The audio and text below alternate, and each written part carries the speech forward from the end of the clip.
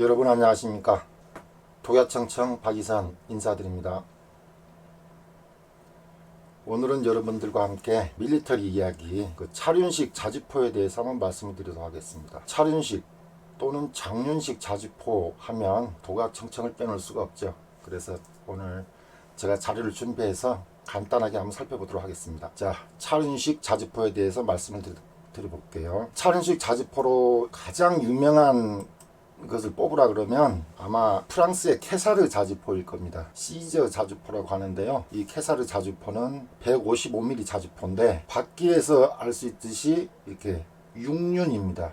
6개 바퀴가 6륜에 이 155mm 이 자주 호신을 달아가지고 이렇게 사용을 합니다. 52구경장 곡사포 1문을 탑재를 했고요. 그 제원은 통상 사격시는 분당 6발 정도, 급속 사격시는 12발, 지속 사격시는 6발에서 8발 정도 이렇게 발사가 된다고 합니다. 이 자주포는 17.7톤 정도밖에 안 돼요. 가벼운 자주포입니다. 왜 그러냐면 프랑스는 아직도 그 해외 영토가 있기 때문에 이렇게 신속하게 전개하려면 수송기에 탑재를 해야 되잖아요. 그래서 무게를 이렇게 맞춘 것으로 알고 있습니다. 그래서 뒤에 스페이드로 딱 지지를 해서 사격을 해서 이 전면으로 사격할 때는 진동이 그렇게 크게 발생하지 않습니다. 그런데 이 측면으로 발사할 때는 차체가 많이 흔들리겠죠. 그래서 이 캐사리 발사하는 모습을 보면 거의 전면 사격을 해요. 거의 전면 사격.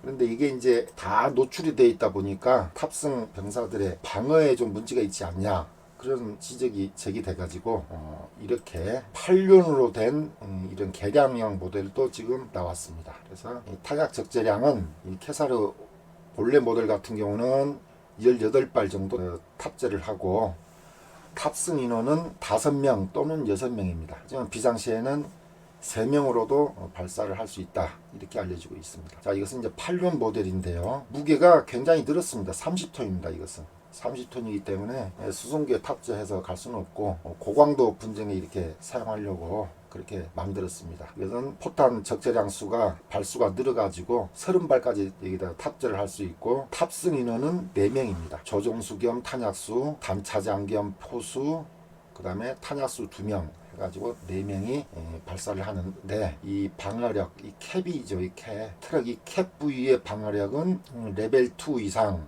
이렇게 되어 있습니다. 레벨 2. 그럼 여기에 비해서 우리 K9 방어력은 어떠냐 궁금하잖아요.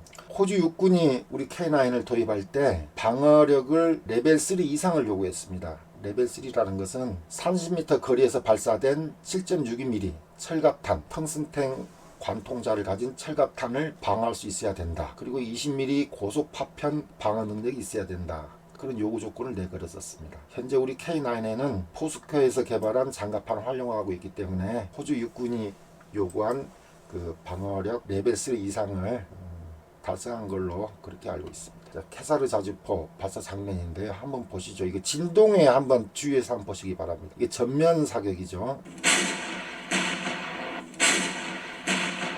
The Caesar is a French 155mm self-propelled howitzer mounted on a truck chassis.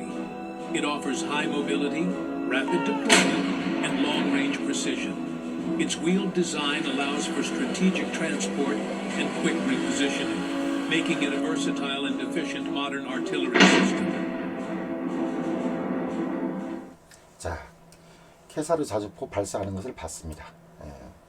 처음에 우리가 이제 이 차륜식 자주포도 필요하다, 그런 논의가 막 시작될 때 반대측에 있던 분들이 내세운 주장은 뭐였냐면 한반도의 지형 특성에는 어울리지가 않는다, 그런 주장이 많았어요. 상학지역이 많고 북한으로 가면 비포장 도로가 많고, 그 다음에 하절기에 우리 노는 우크라이나 못지않은 그 라스푸티차 못지않은 뻘밭으로 되어 있기 때문에 뭐 뻘이나 다름없죠, 논이. 거기서 차륜식 자주포는 기동하기가 어렵다, 그런 주장이어가지고 제가 그때 보여드린 게 트랙터 로타리 치는 이런 사진을 많이 보여드렸던 것으로 기억합니다. 이 트랙터도 이게 차륜형이잖아요. 바퀴로 차륜형으로 해서 이 논에서 로타리 잘 치고 다니고 이 농두렁도 잘 넘어 다니는데 차륜식 자주포라 그래서 못 다닐 게 뭐냐, 이런 반론을 했었습니다. 그리고 기동성을 발휘하기 위해서 일부러 논에 들어가서 사격할 일도 없고 평탄하고 좋은 데서 사격하면 되는 것이지 굳이 논에 들어갈 필요도 없다. 그런 식으로 옥신각신했던 기억이 납니다. 또 다른 나라의 자주포를 보시면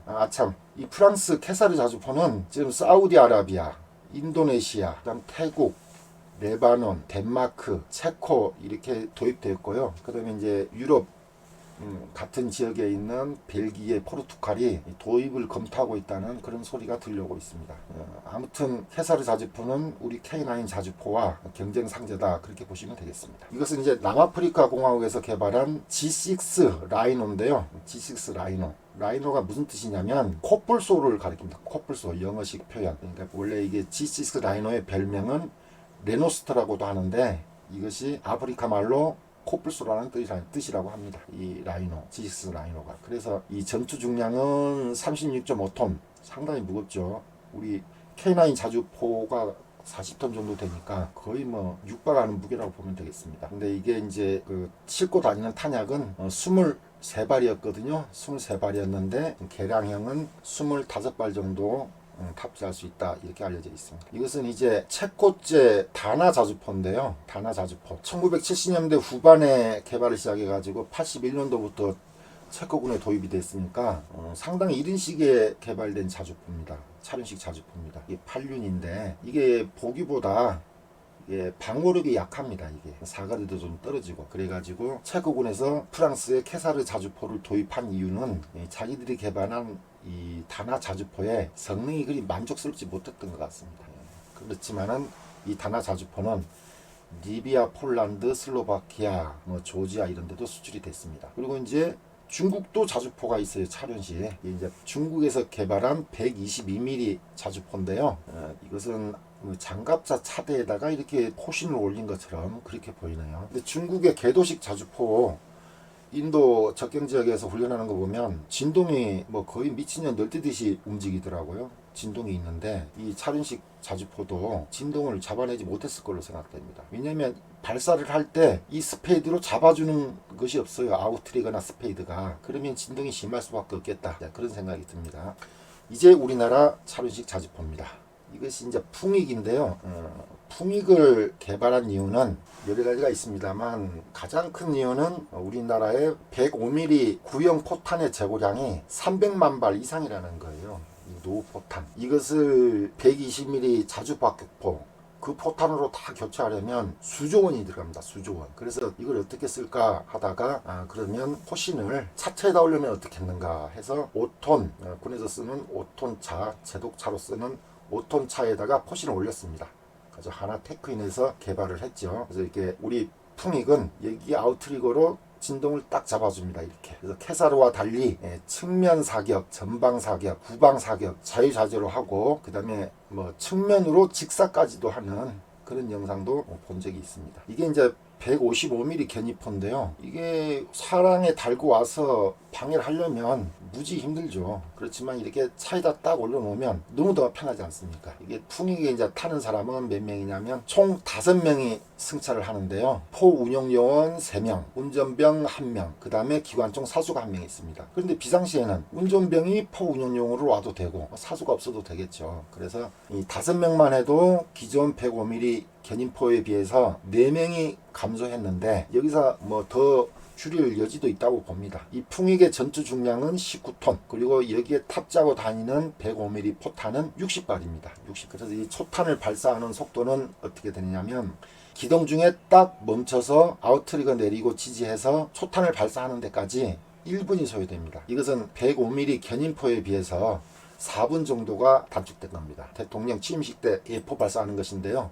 이 풍익 측면으로 지금 이렇게 발사하는데도 이 차량의 진동이 거의 없습니다. 이걸 보면 참 상당히 잘 만들어졌다 이런 생각을 가지지 않을 수가 없네요. 다만 그 디자인이 좀 멋지지 못하다는 그런 단점이 있습니다만 대신에 이 가격은 6억 원입니다. 그러니까 K9 자주포에 비해서 거의 10분의 1 가격이에요. 아주 저렴한 가격으로 생산할 수 있는 것이죠. 그래서 진동이 상당히 잘 잡혀져 있습니다. K9 못지않게. 그래서 이것을 일각에서 베트남과 필리핀에서 도입한다더라. 이제 그런 소리가 있는데 풍익을 필리핀은 가능성이 있다고 봐요 저는. 근데 베트남은 자기들이 만든 그 차륜형 자주포가 있습니다. 105mm 이것이 뭐냐면 PTH105M1이라고 있는데, 이것은 단순하게 포신을 그냥 차대 위에 올려놓은 것에 불과하다. 저는 그렇게 보여요. 사통장치나 이런 게 없이. 그래서 풍익보다 자동화가 덜 되어 있다. 이제 그렇게 보면 되겠죠. 베트남에서도 도입한다는 소리가 있는데, 베트남이 풍익과 K9 자주포를 같이 도입하면 좋지 않을까, 저는 그렇게 생각합니다. 근데 이제 우리나라 K9이 현재 전 세계 자주포의 50% 이상을 지금 점유하고 있는데, 영국 자주포 사업에서 고배를 마셨죠. 누구에게 마셨냐 하면 이 독일의 RCH155라는 이놈에게 졌습니다. 이것은 이 복서 장갑차 그 차대 위에 이 155mm 포대를 올려놓은 것이거든요. 이 보면 제가 보기에 영국이 왜 이걸 선택을 했을까, 저는 참 의아해요. 아마 분명히 후회할 겁니다. 왜 그러냐면 이 RCH155의 최대 장점은 뭐냐면 기동중 사격이 가능하다는 것입니다. 기동중 사격. 그런데 포병의 생명은 정확함이에요. 정확한 사격을 해야 아군에 대한 오폭을 줄일 수 있고 민간인 오폭 다 줄일 수 있지 않습니까? 그런데 이게 달리면서 사격한다. 그러면 제가 볼 적에는 정확도가 상당히 떨어질 것 같고 여러모로 좋지 않을 것 같습니다. 게다가 이것은 사격할 때 이 뒤로 그 캐사르처럼 지지해주는 스페이드도 없고 우리 풍익처럼 이 아웃트리거가 나와서 지지해주질 않아요. 그러니까 이 RCH155의 사격 장면을 보면 굉장히 흔들립니다. 그 진동을 잡아주지 못하고 있어요. 그래서 이제 우리 한화에서 어떤 것을 내놓았냐, 여기에 이제 패배를 하고 와싱산담하고 차륜형 자주포 155mm 이것을 가지고 미국 자주포 사업에도 뛰어든다고 합니다. 그래서 차륜형은 이걸로 하고 궤도식은 K9으로 해서 이제 들어가겠죠. 그래서 이게 8륜 대형 트럭 셔시에다가 K9 그 자주포 포탑을 이렇게 올려놓은 것입니다.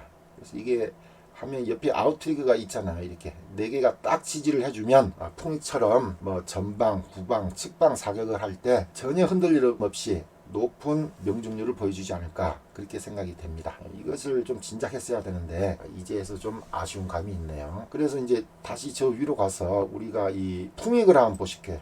자, 이 풍익. 이제 제가 좀 아쉬운 점이 뭐냐면 이 풍익을 생산을 했으면 2018년도에 이제 우리 군에 도입이 됐는데요. 1차 200문, 2차 200문 해서 400문 이상이 도입이 됐습니다. 그런데 우리 육군의 만족도가 너무 좋아서 이것을 좀 추가 도입했으면 좋겠다. 총 도입 문수를 500문 이상으로 해서 좀 추가 도입했으면 좋겠다. 그런 이야기가 나오고 있는 것으로 알고 있습니다. 굉장히 만족도가 높다는 것이죠. 써보니까. 그러면 이제 이런 풍익을 도입을 했으면 각종 유공자 표창을 할 거 아니겠어요? 뭐 그 기업 개발자, 뭐 군에서도 다 유공자 표창을 하는데 그 밀리터리 덕후들도 좀 불러가지고 유공자 표창을 좀 해줬으면 좋지 않을까, 그런 생각을 합니다. 그러면 이 풍익 유공자 표창을 했을 때 독야초청도 꼭 초청이 됐을 것으로 그렇게 생각을 합니다. 참 아쉽네요. 그래서 이제 아까 여기까지 보고 있었죠. 우리 그 한화에서 만들고 있는 K9 포탑을 이용한 차륜형 자주포입니다. 자, 그럼 우리 풍익의 이제 장단점을 한번 살펴보실게요. 풍익의 장단점. 이 풍익의 장단점은 뭐냐면 노탄약이 300만 발 이상 있다 그랬잖아요. 그전에는 350만 발이라 그랬는데 300만 발 이상 있어서 노탄약을 잘 활용할 수 있다. 그 다음에 경제성이 있습니다. 5톤 차량에다가 그 포탑을 올리고 자동화시켜서 하는데 6억 료원밖에 들지 않는다는 아주 매력적인 장점이죠.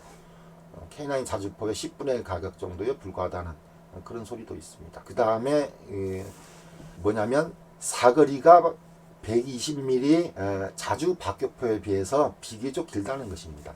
통상탄을 사용했을 때 120mm 자주 박격포는 8km 정도거든요. 그런데 이 풍익은 11km 정도 됩니다. 그래서 연대 포병 전력으로 활용하기에 적합하고 120mm 자주 박격포는 물론 뭐 위력은 크다고 합니다만 그것은 대대 지원 포병 전력으로 이렇게 활용하는 것이 적합하겠죠. 그렇게 쓰고 있습니다. 그 다음에 105mm 풍익은 사거리 연장탄을 또 사용할 수가 있어요. 사거리 연장탄. 그러면 사거리가 더 늘어나게 되는 것이죠. 그 다음에 그 위력도 늘어나고 그런 여러 가지 장점이 있습니다. 그래서 오늘은 여러분들께 좀 부족하지만 차륜식 자주포에 대해서 말씀을 드렸습니다. 차륜식 자주포, 우리나라도 하나에서 155mm 자주포가 나오게 되면 두 개를 보유하게 되는 것이죠. 105mm는 풍익, 155mm는 이제 그 이름을 또 뭘로 할지 모르겠어요. 뭐 설마 독야로 하진 않을 겁니다. 아마 또 우리 포병대에서 아주 전공을 세운 그런 인물의 이름을 따서 짓지 않을까 그렇게 생각합니다. 오늘은 차륜식 자주포에 대해서 말씀드렸습니다. 방송 들어주셔서 감사합니다.